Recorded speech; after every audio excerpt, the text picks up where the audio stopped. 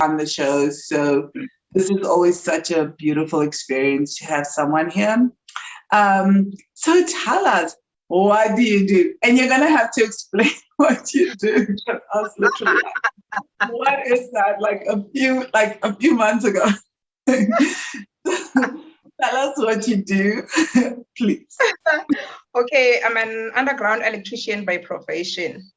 I Mm. work at a mine. I work underground as an electrician. I fix underground machines, coal cutting machines, the conveyor belts, and all the machines that I use to process the coal from underground to surface. I work with it. Wow. Wow, that is incredible. What I do know about that industry is that there aren't a lot of women in it. So how is it working there? Actually, there is plenty now. Is it? Yeah, there's lots of women now, like not really in my position, but like there's lots of women underground doing other jobs as well. So uh, electrical field, there is a lot. But we've got your boiler making, your fitting. So that's where there's few women because it's too physical. So electrical is not too physical. So that's why we're many. That's what my cousin studied actually. She's a boilermaker, but she ended up in plumbing because of her asthma being underground. She just couldn't do it.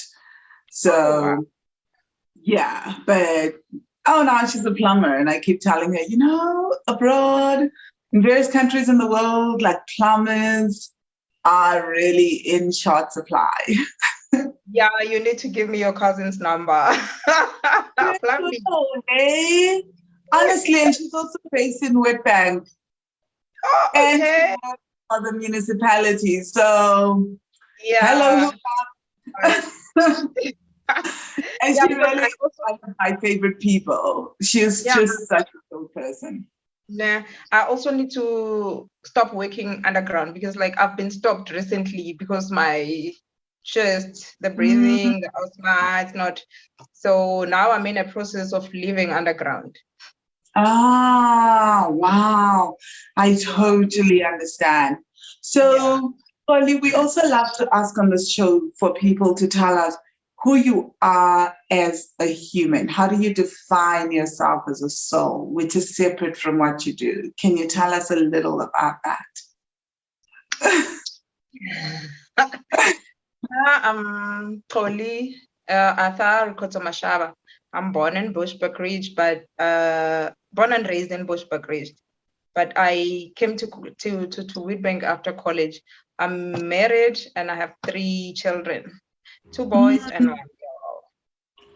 And Oh, yeah, nice. Well, Tony, tell us, how did you get into real estate? When you bought your first property, was it to live or was it so you could, or were you already thinking real estate investment then? So when you bought your first property, tell us about that. What was your thinking? I wasn't even thinking real estate. I wasn't into that business. My husband had resigned from the company we used to work together at, and then he had to go to South 32. So it's based in Paula, which is close to Witbank. So we had to move from Benkolari to Witbank so that it can be closer to work. So Mm. that's when we bought our first house from my father-in-law. Oh, tell us about that. That's awesome. So, did you guys do a bank? Did you do a mortgage or did you do a cash sale? How did that go? It was a cash sale. He Ah, was building this property for rental. It was a 2-bedroom house. So when we went to him for a place to stay in Witbank, and then he was like, okay, it's fine, you can rent the house. But he was still building, it was not finished. And then a day later, he came to us and then he said, no, I can't let you guys rent. I'm old. So I would rather sell you the house. How much do you have? Yeah, from mm, the money that you have, I will sell you the house, and then the rest we will use for registrations. And then he took Oh, 150,000. Yeah. Yeah, he took 150,000, and then the rest we use for registrations. And that's how we acquired our first property. And that was in 2008. Yeah, oh my 2008. God. You Mm. guys have a lovely father-in-law, hey? I mean, Yeah, father-in-law, your husband has an amazing father. So that's awesome. yes. So he literally gave us the house. Yeah. Mm. Wow. And so how did you guys go from, or you in particular, how did you go? What was your journey like as you're living in this house? How do you then have this idea that, okay, let me do something in real estate? Walk us through the journey. What was that like for you emotionally? How did your thinking process evolve? Um, Actually, I didn't like the location much. We Mm, were staying at Ekasi, and the life of Ekasi, I wasn't used to it. I'm from the village, the rural yeah. area where there's not too much havoc.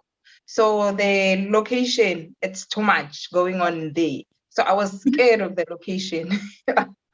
So I had to I convince my love you guys husband. grew up in the village, the location, and the suburbs simultaneously growing up.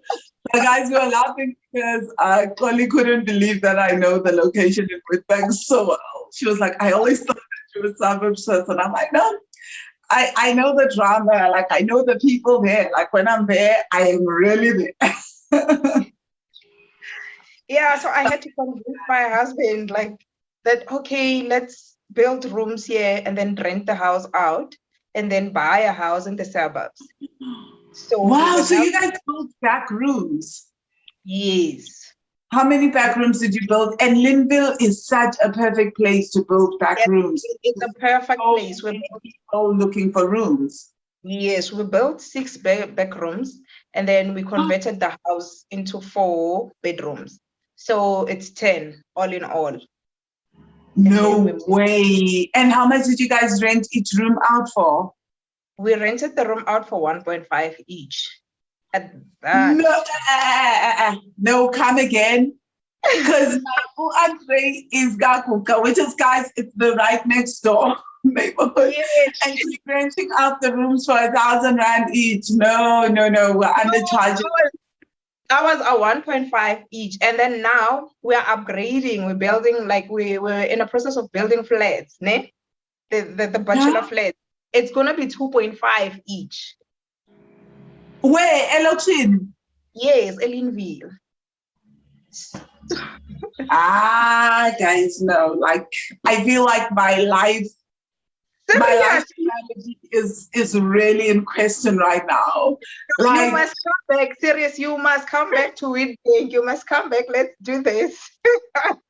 The money is here. the crazy thing is I've been telling my family this. So actually, I've actually just signed documents to buy land in Cape Town. So I'm actually just waiting for everything to be finalized. But I'm Mm. gonna be the owner of land in Delft in Cape Town. So I'm gonna be developing 10 bachelor units out there. Funny because like one of our podcast guests is actually helping me and working with me, so she's gonna help me with everything. I met all the people, so everything's getting done as I'm in Mexico, which is so Wow. crazy.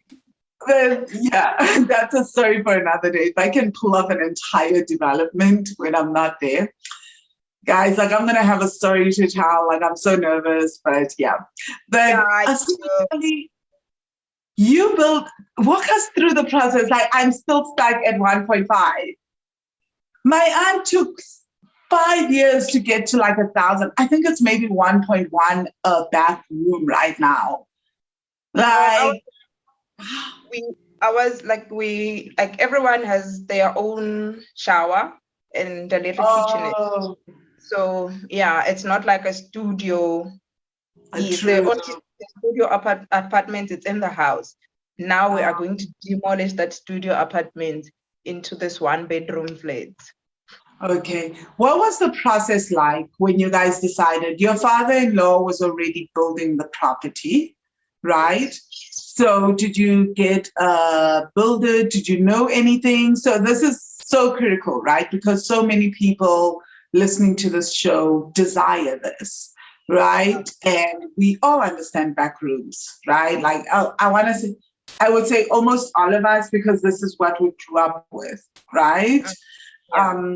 So how did you go about finding a builder, getting municipal approval? What was that process like? Did you have any help? We actually didn't.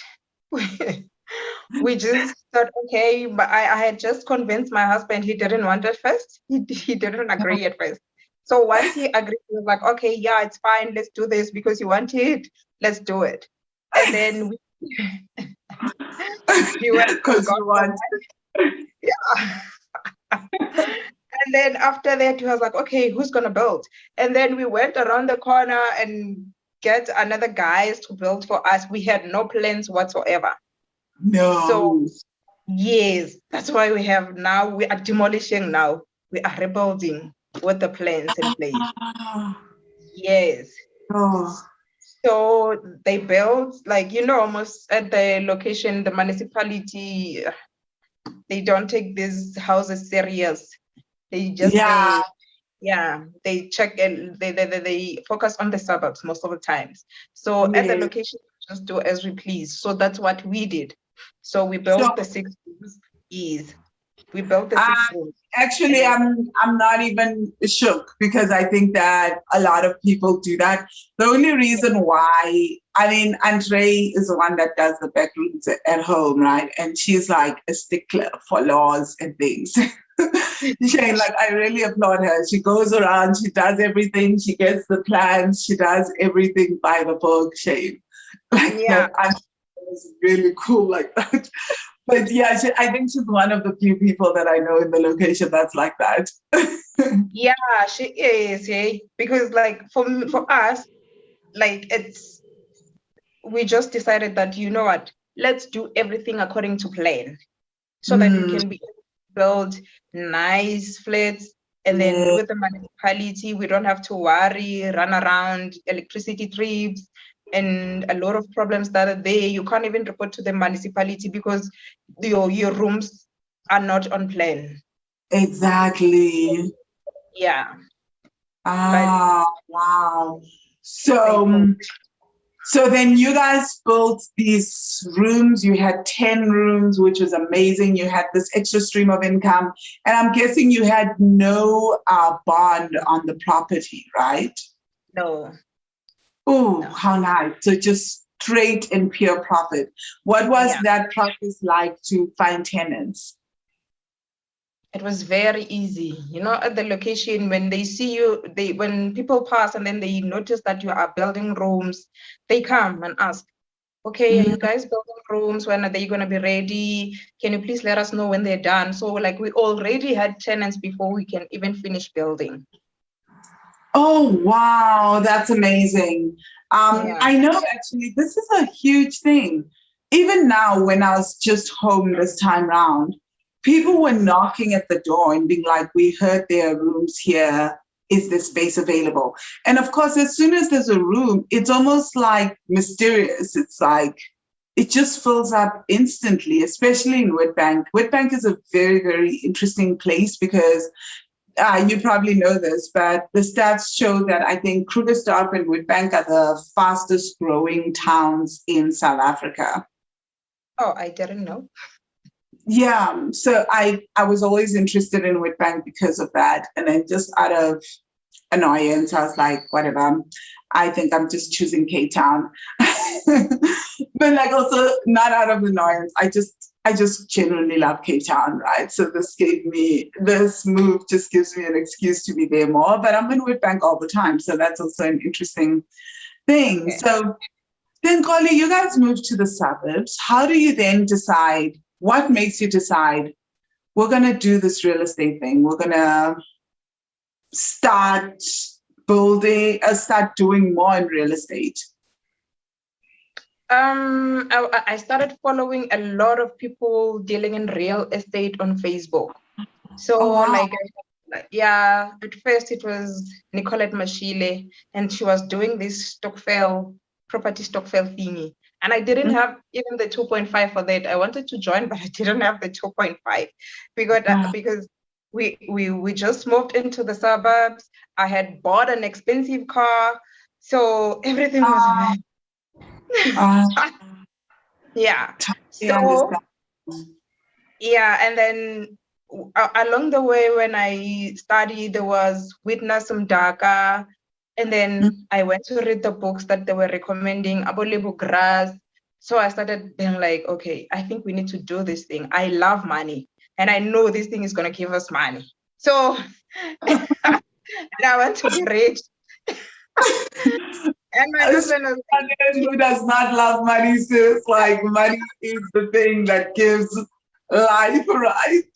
like, yeah. And my husband was like, no, you are rushing this thing. I was like, no, wait, you will see. I'll come up with a plan. And then at the mine, most when you work for the mine, you qualify for accommodation at the mine when you are at a certain level.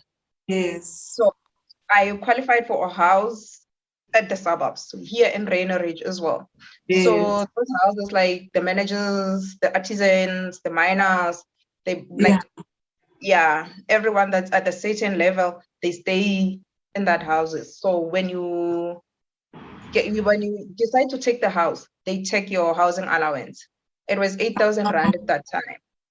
Yeah. Okay. Yeah. So I decided, no, I will take this house and rent it out. Okay. So yeah, I went to the offices and then asked for the house. They gave me the keys, go to this and this and this house, go and check and then choose whichever house that you want. And then the following day I gave them the key and said, okay, this is the house that I chose. And then they fixed the house and then said, now you can move in. I was like, wow. By that time, I had already looked for a tenant for that house. So it's a 3-bedroom house. It has an outside room. So I had a tenant for the outside room. So Yes. yeah, inside the house, I was like, okay, my brothers are here and they're working here. So let them rent the bedrooms. So they stayed in the house, and then one guy stayed in the outside room. So you see almost Oh, this that's house. very smart. And how many brothers do you have and that were renting the bedrooms? 3. Oh my gosh. And so were you renting it out to them at market value?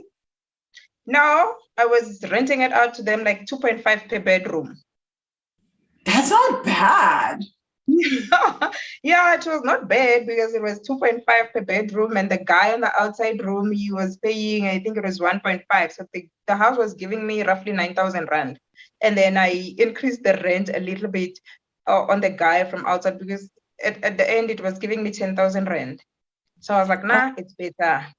Yeah. So and then there's an option of a rent to buy. The company came up with an option of rent to buy because the company wanted to do away with the property. So Yes.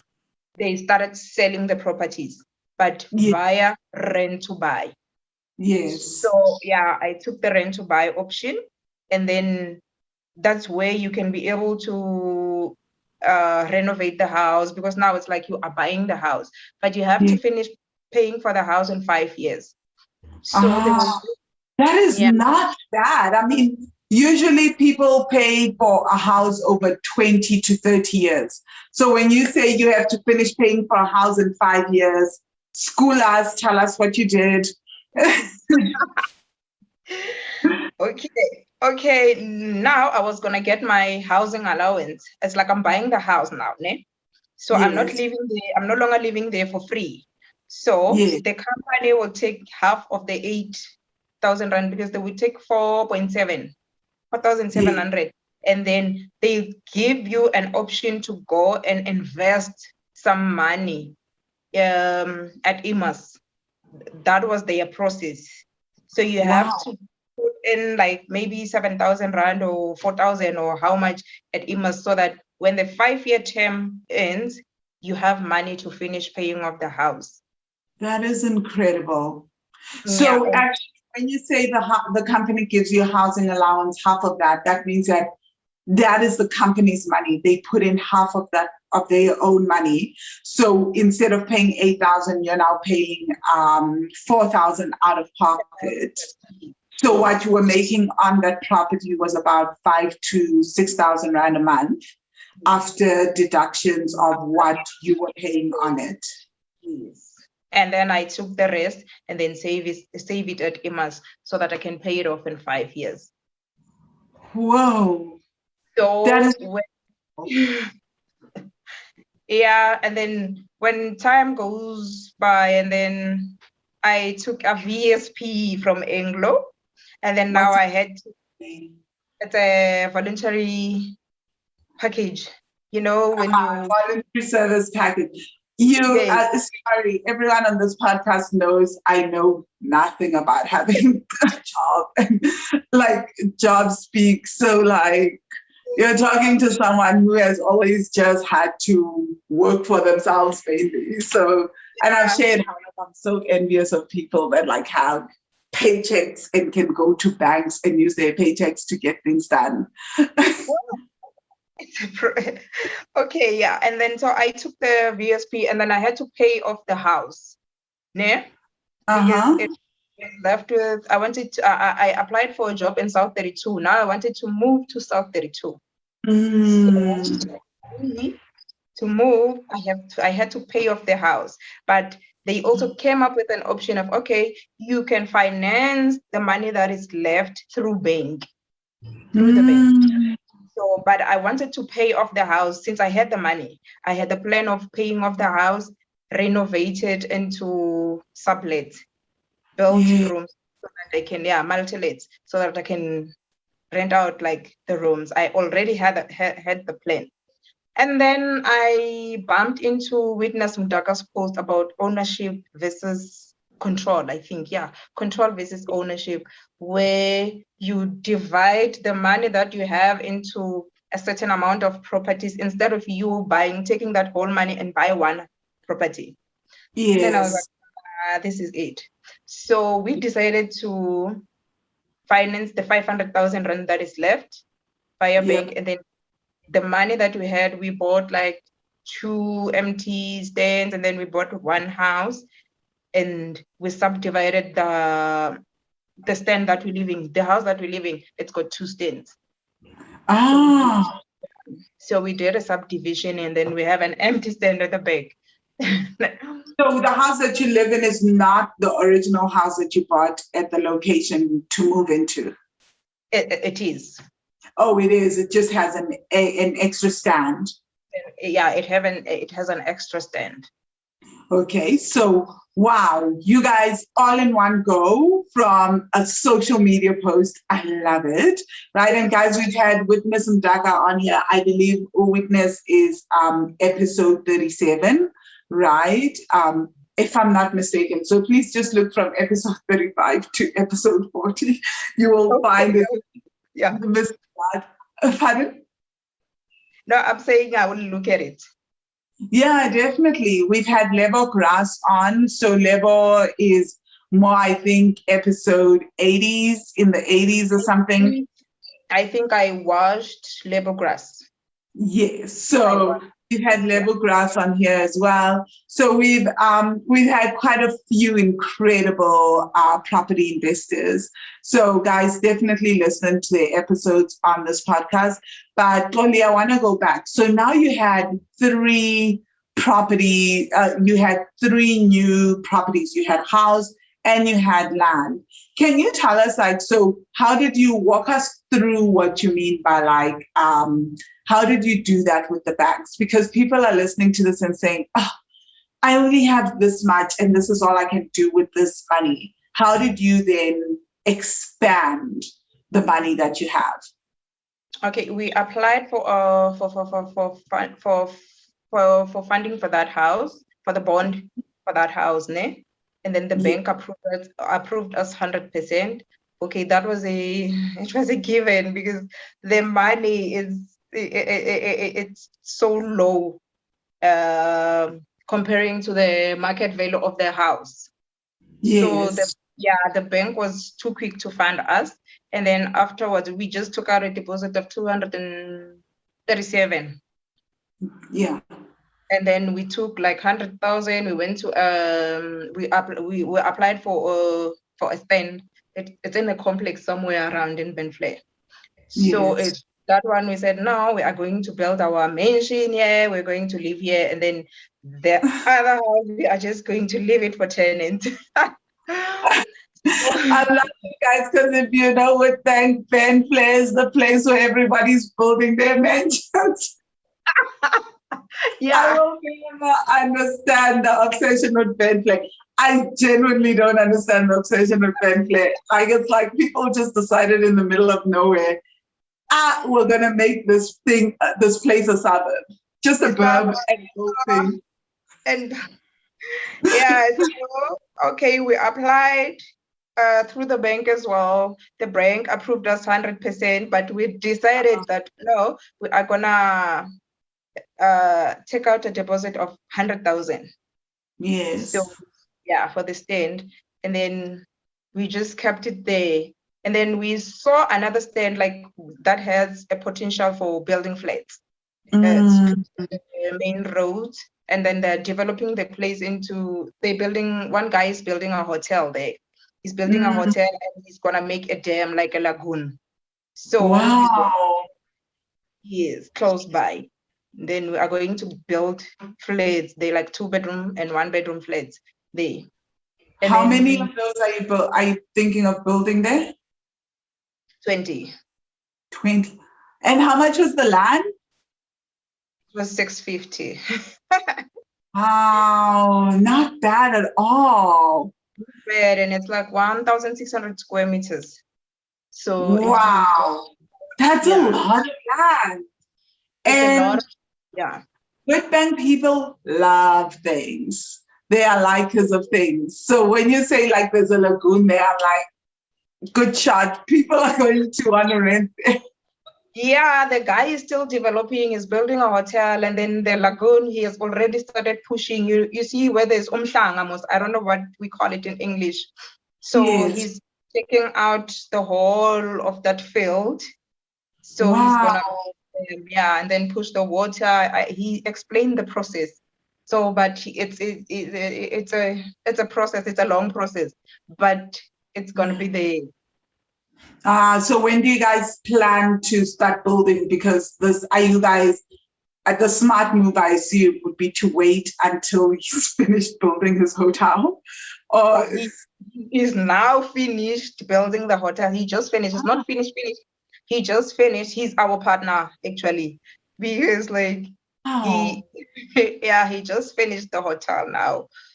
So for us, we are rezoning. We are in the process of rezoning that area so that we Yes. can start doing the plans and building. Once we are done with the rezoning, we'll start with the plans and then we start building. So was this guy your partner before, or did he become your partner when you found out about what he was doing with the hotel? Did you guys He approach him? he actually is my husband's friend. Okay. Yeah, we found him when we buy the land in the at Brentflay. Then when we were there, we saw like we were working, and then we saw him sitting in another house there. And then my husband was like, "Oh, ndoda, uhlalalana. Is this where you live?" And then he said, "Yeah." So they started talking. Yeah, Ah, yeah, they started talking. And I was like, "No, I've been staying here since so and so. I built this house cash.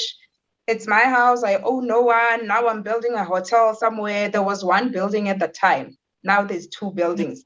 So yeah, we started talking, and he was like, "You know what? Like I raised you." He literally raised him because he's older than my husband. So he was yes. like, "No, you know what? I will carry you. I will teach you how it's done. I will help you wherever I can. So let's work." Oh, Yeah, we are like now we are working. He's like, "No, don't come to me and say, can you please help me here?" No, just come to me and said, "I want us to work. I want us to do 1, 2, 3." And then like I'll be on board as long as I see that there's profit. and the business is lucrative. And then This is amazing. This is incredible. We would love to have it on the podcast as well. This is amazing. You know, wow. yeah, What an incredible thing. But again, what you're proving to us is just the importance of talking about your goals with people. I know people are always like, you shouldn't tell people your business, you shouldn't tell people your goals. But through, you know how like the land in Cape Town happened, it was a podcast guest here. I was in the Cape and she was like, let's have breakfast. And then she was like, girl, you know, I do township properties in Cape Town. Come on board. Let's do this together. We're at breakfast and, you know, just randomly talking. I'm like, okay, sure. Let's keep in touch. I'll call you, like, let me go home, think about it, contact you in a few days. In a few days, she's literally like, Van, are you in, out? I was like, count me in. Let's do this. Let's go see stuff. Before you know it, we're here now. Like I'm signing papers, I'm paying, I'm doing things. It's just like, this is moving forward. Hey, this is a thing. Yeah, it helps talking to people because like we were just gonna keep quiet and be like, oh, we're just buying a stand here, and then it ends there. And then like as soon as they started talking, you're like, no, you see now you have grown up, then I can mentor you. Mm, mm. So for me, I think that's what's so incredibly powerful, right? So the power of talking and just, I think we don't often talk to people that we're chilled with and we have friends. So this person, this guest that I'm talking about is a friend of a friend. So I didn't actually meet her through the podcast. I met her at dinner at a friend's place. So we were just talking, and that's how I found out at a restaurant actually, where like we were all out to dinner, and we ended up just having this really cool conversation, you know. And from there, we started to know each other, started chatting, and one thing has led to another. And she's actually the one she introduced me to all her contacts in the Cape. She's been so open, the builders, everybody that I need to know. She's been walking me through the entire process. So now she's like, now that we've signed the documents, we're going to do the rezoning. I have the plans, everything. It's just incredible. So just talking to people opens up your world, you know, and really being open and saying, this is what I desire. So thank you for sharing that. So what about the other two? So you've got the other property, the house. What did you guys do with the house that you bought? Okay, we renovated the house. We extended like the bedrooms and then add another bedrooms. Like now it has like 7 bedrooms. We extended it into like flatlets. Yeah. Kitchenette, and then you'll have your bedroom, and then you have your bathroom. So in the house, there's 7 of those are like in one house, but each tenant has their own entrance. Wow, that is incredible. And how much do you rent each flatlet for? 3.5. Wow, that is incredible. Yeah, and then we built like 4 flats. We made like 4 flats in the laundry room in that property because the land was it's so big. It's a 1.2 something, 1.23 square meters. So wait, let me get this right. You turned the house into a 7-bedroom flatlet place. Then in the yard, you added an extra 4 flats with a laundry room. Yes. Hematome. So the 4 flats, are they studios? Are they 1-bedrooms? They're 1 bedroom. They're very nice. They're very nice 1-bedroom flats. You're gonna give me a tour when I come back home in November. I'm getting a full tour when I'm in South Africa. I'll give you a tour. So it's like when you enter, you have your kitchen, and then you have the bedroom, you have your lounge, and then the bathroom. So it's a 1-bedroom flat, yeah. and then we rented them out for 3.8 each. So Wow. And then the laundry room, did you guys turn it into a proper laundry room with coins and things? no, we are still struggling to figure out how we are going to do it. We just put in the machine so that when they want to do their washing, they do their washing there. I mean, it's also a great idea, right? Because it increases the value of the properties. So it's also an incredible idea because that then people can go do laundry there. Yes. They don't have to struggle. So people may want to actually live there because of that option as well. So yeah, we've heard people on the show come and share how like they put in Wi-Fi in the entire place, all that. But what you're telling us is also another option, which is really great. But it would be lovely to figure out how to make that an extra stream of income for pay, like, you know. Yeah. But for now, it's great. Yeah, for now, and we installed Wi-Fi as well. There's Wi-Fi. They have free Wi-Fi in the DSTV. You see, most like they have free DSTV installation. They pay their own decoders. They pay for their own decoders. Yeah, and then the laundry. So Excellent. So then what did you do with the land next to you? we just built a boundary wall. They just finished building the boundary wall, and then now we are going to build another house, but the house will be like we want to make it like two bedroom each. So Yes. we are gonna have like five two-bedroom Five flats. two-bedroom houses? Yes. Wow. And how much do you plan to rent the two-bedroom houses out for? 6.5. Wow. Wow. Sis, So I love all of this. I love the sounds of it. This is incredible. So before we move on to the next segment of the show, though, I wanted to ask who is in your networks? You've told us about your father-in-law. You've told us your um, about your husband's friend. Who else do you have in your networks that you work with? I know you're looking for a plumber, but do you guys have electricians? Who do you rely on as you're doing all this? Because you've got the house that you bought, you've got the location properties, then you've got the house that you've just told us about. You're in the process of building the two-bedroom units. You're in the process of developing another property. So who's working with you to help you to either mentor you apart from your husband's friend, but also who do you call on? Like, do you guys have accountants, etc.? Who do you consider part of your tribe? we do have an accountant, which is my husband's friend as well, because when we noticed that now we it's like now we are going big, so we decided, okay, let's have him help us register a company. Yes. And then he will manage the company for us, the SARS, and everything. Yeah. So he's an accountant, so he's helping us managing the company. So we do have our Anna, what do we call them? The real estate agent. Yes.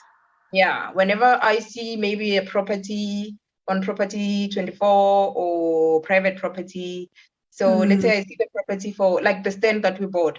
We saw the stand for like 650,000. And then we called her. We're like, okay, Ceci, we saw a stand and this is how much this is how much the stand is. So can you be able to find out who the owners are and can you be able to sell us the stand? So she would go and find the owners and then come back to us and like, okay, I found the owners and then this is how much they want. So since we gave you the deal, so you're gonna go down a little bit.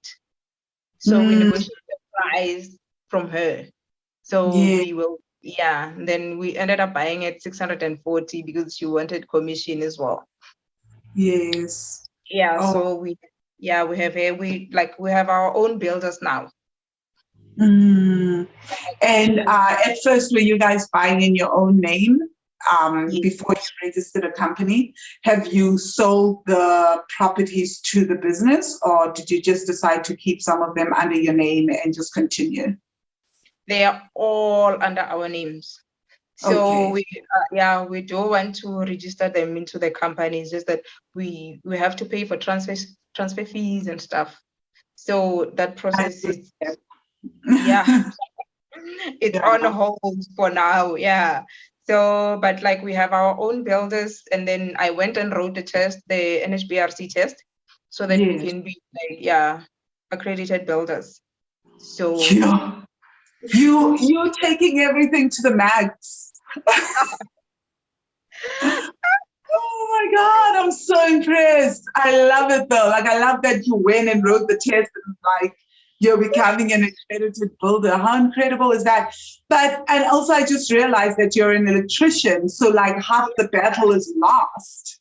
yeah, I find the battle is won. So half the battle is won yeah, because you know how to work with plumbers and you can do the electricity part. installation, yeah. So yeah, My the husband building is an part is the electrician. natural Mm. thing.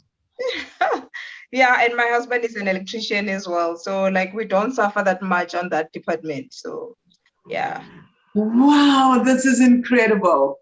Yeah. Wow. Guys, I don't know about you, but I'm super excited listening to Koli's story. I'm deeply inspired. I love the journey. So let's move on to the next segment of the show.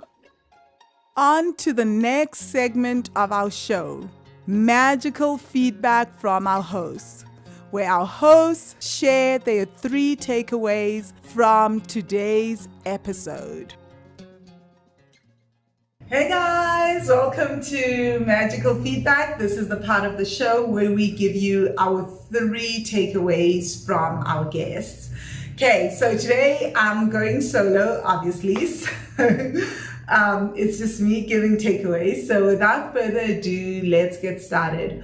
My first takeaway from Goli was just the importance of following people, like having people that you follow on social media that's just not only about like it's jokes, it's fun, but also aligns with your interests and your goals and the things that you like. So I'm always really blown away because I know I use social media in that way, right? I love to follow people that give me value, or I'm always, although to be perfectly frank, I'm always in the money magic student group, right, where I'm always talking about money, so I'm often there. But the importance of how you utilize social media, right? So sometimes we have goals and we don't actually follow. We can use social media to help us reach our goals by finding people that are already doing the things that we want to do, following them and just observing what they're talking about and then implementing. So Koli kept mentioning Witness and Daga and Lebergrass and how she's been following them and how she just started implementing what they were talking about and how she got Witness's book and then she started reading that and she started just implementing. So really just an effective use of social media. I mean, I also share pictures on social media of bad food. That's my favorite thing, of funny videos, all that. But it is also an effective tool for our growth. So, and a lot of that information is widely available and people are sharing their insights and aha moments, and you can so utilize this tool to help you grow. So really recommend doing that, checking out some of our guests that have been on the show, following them, or just listening to the podcast and implementing some of the things that they talk about, right? And the second aha and takeaway for me definitely is just, which we've mentioned before, but I keep coming back to this because we're brought up in a culture where, like, a lot of times we're told never to talk about our goals. Always keep it inside. People are so negative. People will sabotage you. People won't be able to support you, all that. But I know from constant experience in my life that, like, just talking about my goals is what has gotten people behind me, is what has gotten people excited. So the importance of just sharing where you're at with people in your life, people that you trust, because you never know which of those people are going to be the people that can partner with you or can be your next mentor. So highly, highly recommend that. Like, I'm a huge believer. I mean, this is why I work with a lot of coaches, right? But I'm a huge believer in talking through my goals, in sharing my goals. Like, I feel like even how I ended up in Mexico right now is because I shared with a friend that I was interested in Mexico, and she was like, have you heard of Oaxaca? Let me tell you what to do. And I did that with two friends, and one is based in the US. She hopped on a call with me and told me so much about her time in Oaxaca, things that I should check out. My other friend told me where on the beach I should live. Like, I was like, she's like, you love ocean towns. Oaxaca is this part of the ocean. This is where you should go. The other one told me about Oaxaca Central. So now I'm in Oaxaca Central and I'm moving to the other part. So a lot of our goals, we don't have to bottle it up, right? And this is huge. I know that a lot of people, this is my takeaway, because I know that a lot of people are always freaked out that other people will sabotage them, that other people will basically not